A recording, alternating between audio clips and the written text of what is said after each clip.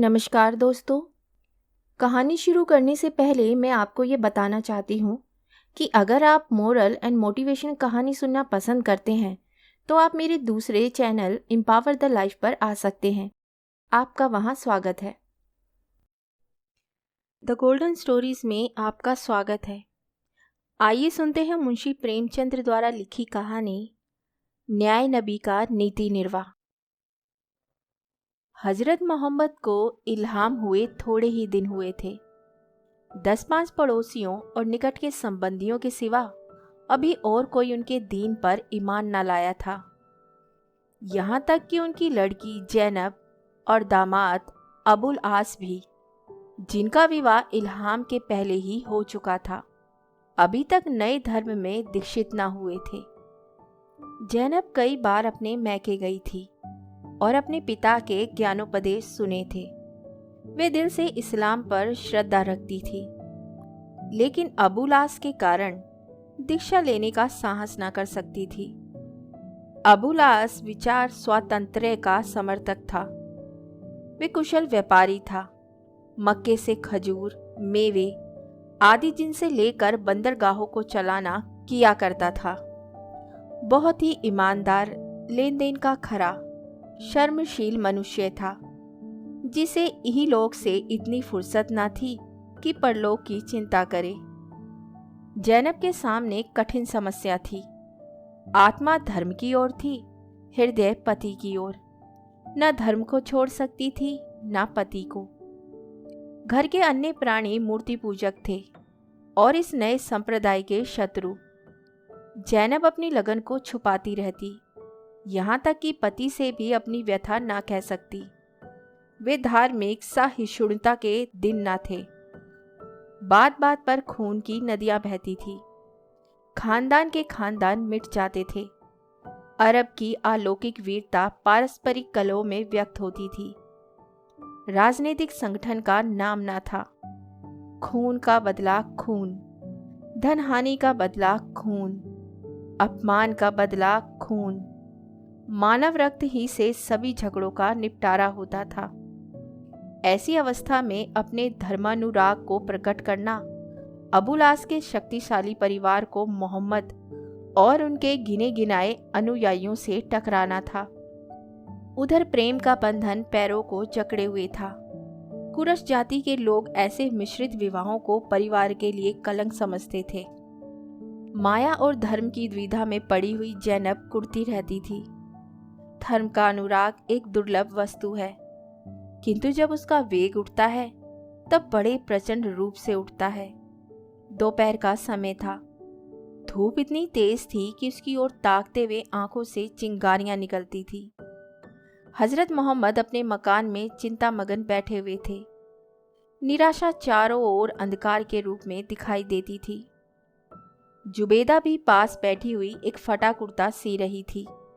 धन संपत्ति सब कुछ इस लगन के भेंट हो चुकी थी। विधर्मियों का दुराग्रह दिनों दिन बढ़ता जाता था।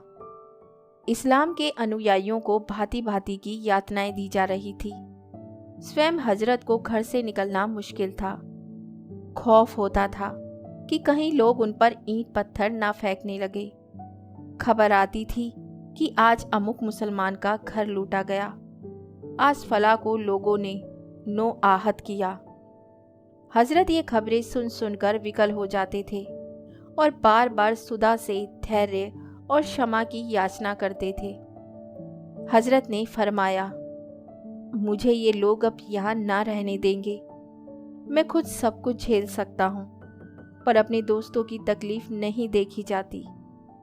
खुदेजा, हमारे चले जाने से तो इन बेचारों को और भी कोई शरण ना रहेगी।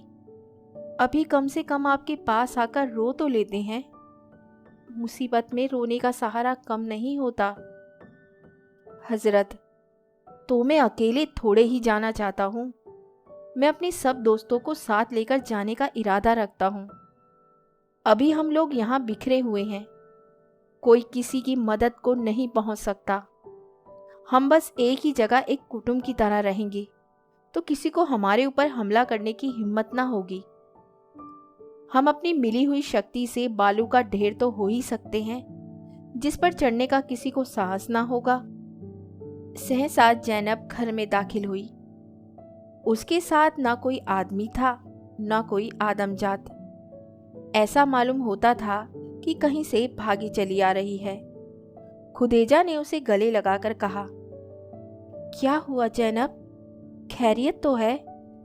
जैनब ने अपने अंतर्द्वंद्व की कथा सुनाई और पिता से दीक्षा की प्रार्थना की।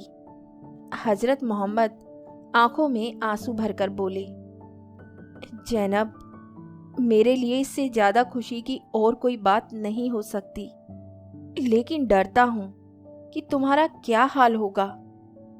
जैनब, या हजरत, मैंने खुदा की राह में सब कुछ त्याग देने का निश्चय किया है। दुनिया के लिए अपनी आकबत को नहीं खोना चाहती। हजरत, जैनब, खुदा की राह में कांटे हैं। जैनब, लगन को कांटों की परवाह नहीं होती। हजरत, ससुराल से नाता टूट जाएगा।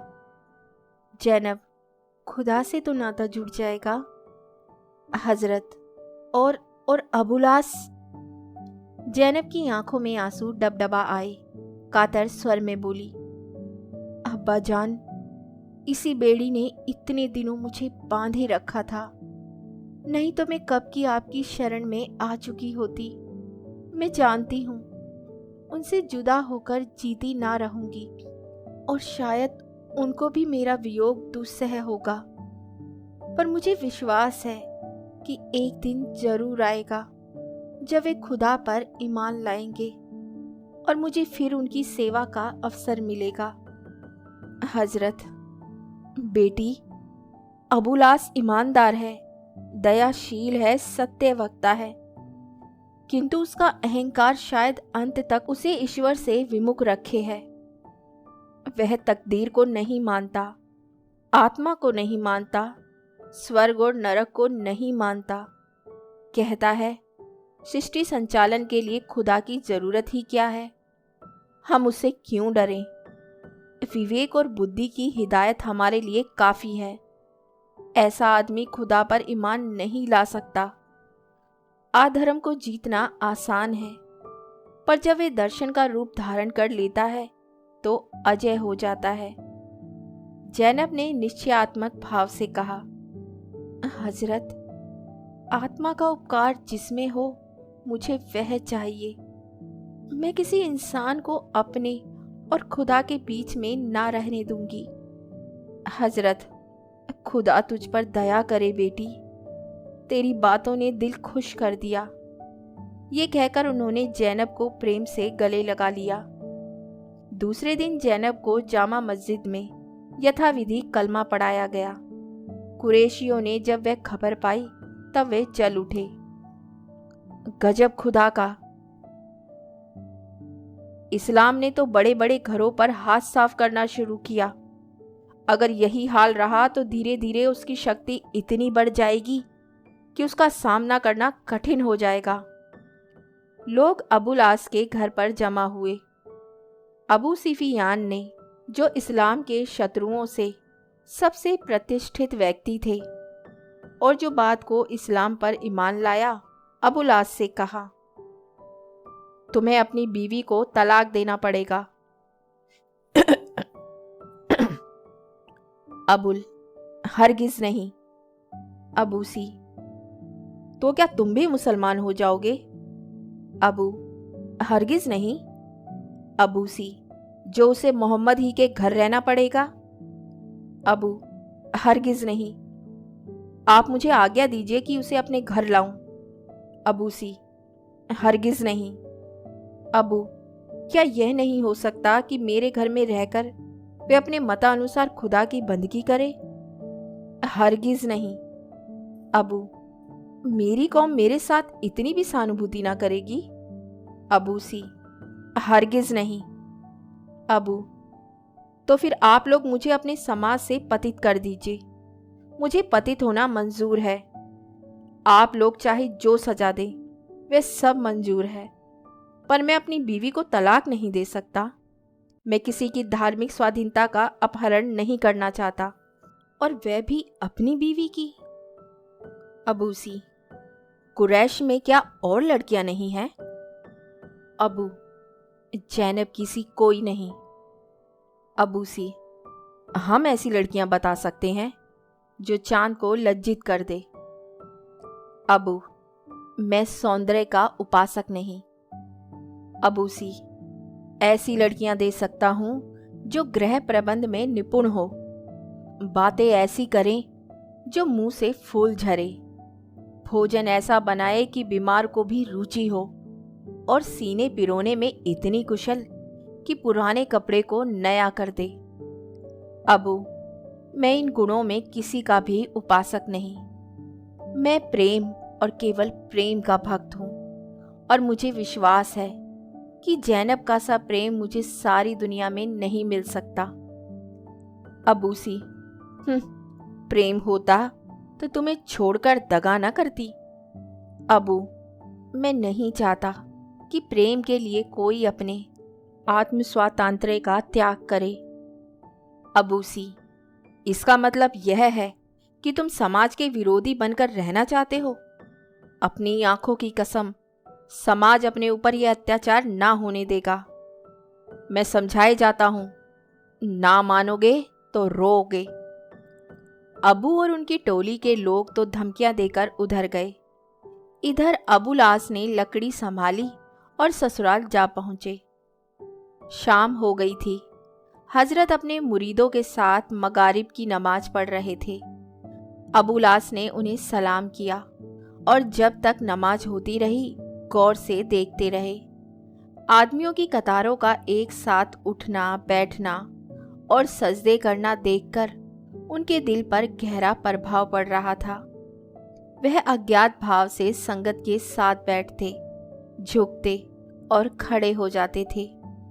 वहां का एक एक परमाणु इस समय ईश्वर में हो रहा था। एक क्षण के लिए अबुल आस भी उसी भक्ति प्रवाह में आ गए। तब नमाज खत्म हो गई। तब अबुल आस ने हजरत से कहा, मैं जैनब को विदा करने आया हूं।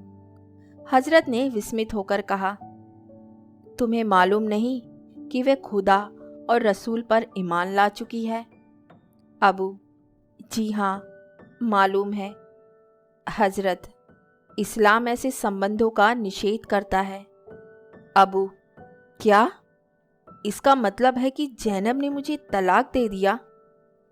हजरत, अगर यही मतलब हो तो? अबू, तो कुछ नहीं। जैनब को खुदा और रसूल की बंदगी मुबारक हो। मैं एक बार उससे मिलकर घर चला जाऊंगा और फिर कभी आपको अपनी सूरत ना दिखाऊंगा। लेकिन उस दशा में अगर कुरैश जाति आपसे लड़ने के लिए तैयार हो जाए तो इसका इल्ज़ाम मुझ पर ना होगा। हाँ, अगर जैनब मेरे साथ जाएगी तो कुरैश के क्रोध का भाजन मैं होऊंगा। आप और आपके मुरीदों पर कोई आफत ना आएगी। हज, तुम दबाव में आकर जैनब को खुदा की तरफ से फेरने का यत्न तो ना करोगे? अबू, मैं किसी के धर्म में विघ्न डालना लज्जाजनक समझता हूँ। हज, तुम्हें लोग जैनब को तलाक देने पर तो मजबूर ना करेंगे?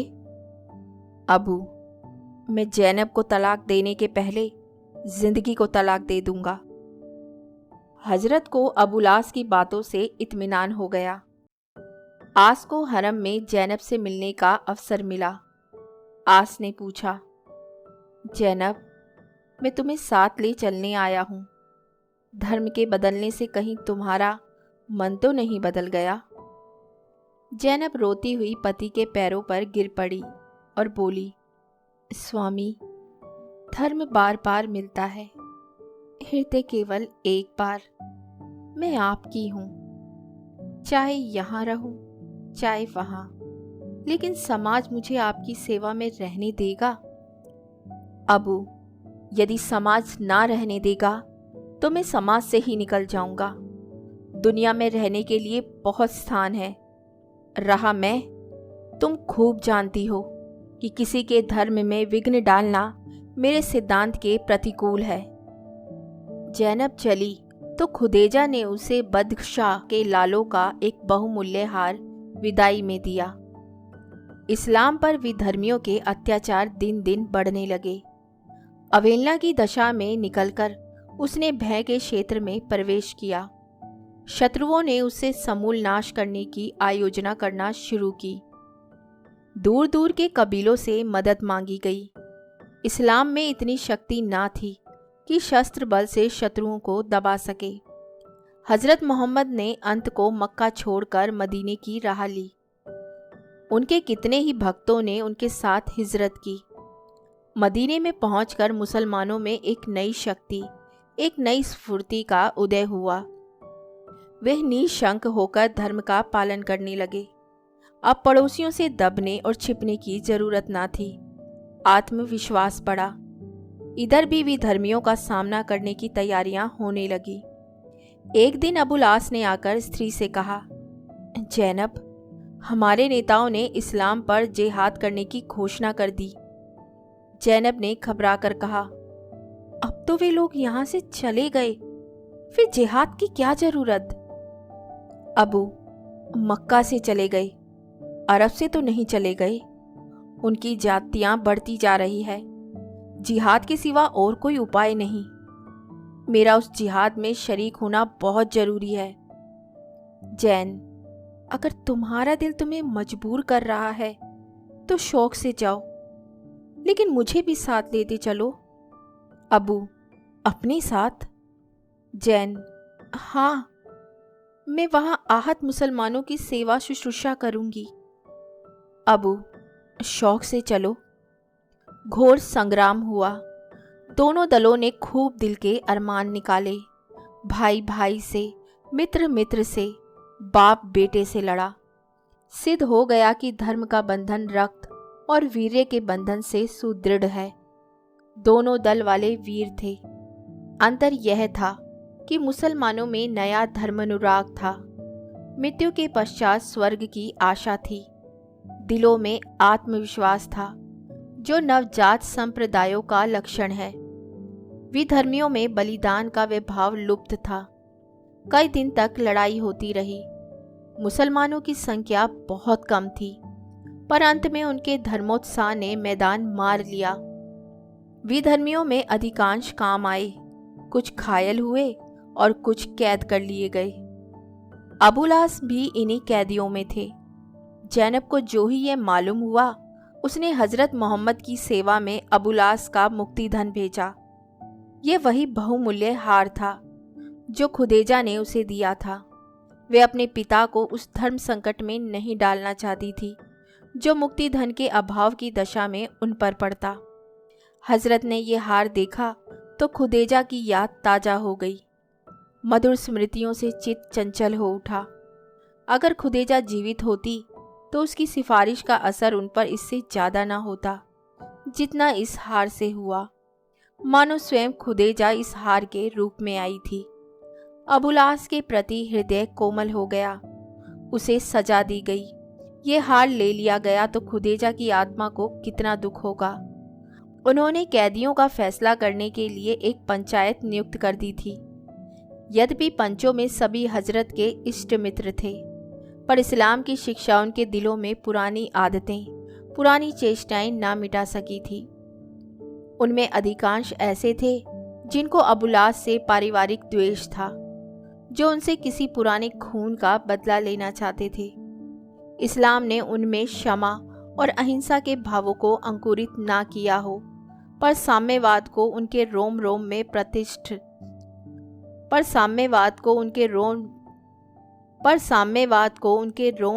प्रतिष्ठित कर दिया था। वे धर्म के विषय में किसी के साथ रू रियायत ना कर सकते थे, चाहे वे हजरत का निकट संबंधी ही क्यों ना हो। अबुल आस सिर झुकाए पंचों के सामने खड़े थे और कैदी पेश होते थे। उनके मुक्ति धन का मुलाहिजा होता था और वे छोड़ दिए जाते थे। अबुल आस को कोई पूछता ही ना था। यद्यपि वे हार एक तश्तरी में पंचों के सम्मुख रखा हुआ था। हजरत के मन में बार बार प्रबल इच्छा होती थी कि सहाबियों से कहे कि हार कितना बहुमूल्य है, पर धर्म का बंधन जिसे उन्होंने स्वयं प्रतिष्ठित किया था, मुंह से एक शब्द भी ना निकलने देता था। यहाँ तक कि समस्त बंदीजन मुक्त हो गए।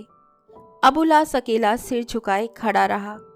हजरत मोहम्मद के दामाद के साथ इतना लिहाज भी ना किया गया कि बैठने की आज्ञा तो दे दी जाती। सहसा जैद ने अबुलास की ओर कटाक्ष करके कहा, देखा खुदा इस्लाम की कितनी हिमायत करता है। तुम्हारे पास हमसे 5 गुनी सेना थी, पर खुदा ने तुम्हारा मुंह काला किया। देखा, या अब भी आंखें नहीं खुली? अबुलास ने विरक्त भाव से उत्तर दिया, जब आप लोग यह मानते हैं कि खुदा सबका मालिक है, तब वे अपने एक बंदे को दूसरे की गर्दन काटने में मदद ना करेगा। मुसलमानों ने इसलिए विजय पाई कि गलत या सही, उन्हें अटल विश्वास है कि मृत्यु के बाद हम स्वर्ग में जाएंगे। खुदा को आप नाहक बदनाम करते हैं। जैद, तुम्हारा मुक्ति धन काफी नहीं है। अबू, मैं इस हार को अपनी जान से ज्यादा कीमती समझता हूँ। मेरे इस घर में इससे बहुमूल्य और कोई वस्तु नहीं है। जैद, तुम्हारे घर में जैनब है, जिस पर ऐसे सैकड़ों हार कुर्बान किए जा सकते हैं। अबू, तो आपकी मंशा है कि मेरी बीवी मेरा फदिया हो? इससे तो यह कहीं बेहतर है कि मैं कत्ल कर दिया जाता। अच्छा, अगर मैं वह फदिया ना दूं तो? जैद, तो तुम्हें आजीवन यहाँ गुलामों की तरह रहना पड़ेगा। तुम हमारे रसूल के दामाद हो।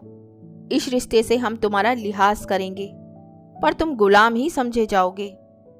हजरत मोहम्मद निकट बैठे हुए ये बातें सुन रहे थे। वे जानते थे कि जैनब और आस एक दूसरे पर जान देते हैं। उनका वियोग दोनों ही के लिए घातक होगा। दोनों घुल घुल कर मर जाएंगे। सहाबियों को एक बार पंच चुन लेने के बाद उनके फैसले में दखल देना नीति विरुद्ध था। इससे इस्लाम की मर्यादा भंग होती थी। कठिन आत्मवेदना हुई। या बैठे ना रह सके, उठकर अंदर चले गए। उन्हें ऐसा मालूम हो रहा था कि जैनब की गर्दन पर तलवार फेरी जा रही है। जैनब की दीन करुणापूर्ण मूर्ति आंखों के सामने खड़ी मालूम होती थी, पर मर्यादा निर्दय निष्ठुर मर्यादा का बलिदान मांग रही थी। अबुलास के सामने भी विषम समस्या थी। इधर गुलामों का अपमान था, उधर वियोग की दारुण वेदना थी। अंत में उन्होंने निश्चय किया, ये वेदना सहूंगा, अपमान सहूंगा, प्रेम को गौरव पर समर्पित कर दूंगा। बोले, मुझे आपका फैसला मंजूर है। जैनब मेरा फदिया होगी। निश्चय किया गया कि जैद अबुलास के साथ जाए और आबादी से बाहर ठहरे। आस घर जाकर तुरंत जैनब को वहां भेज दे। अबू पर इतना विश्वास था कि वे अपना वचन पूरा करेंगे।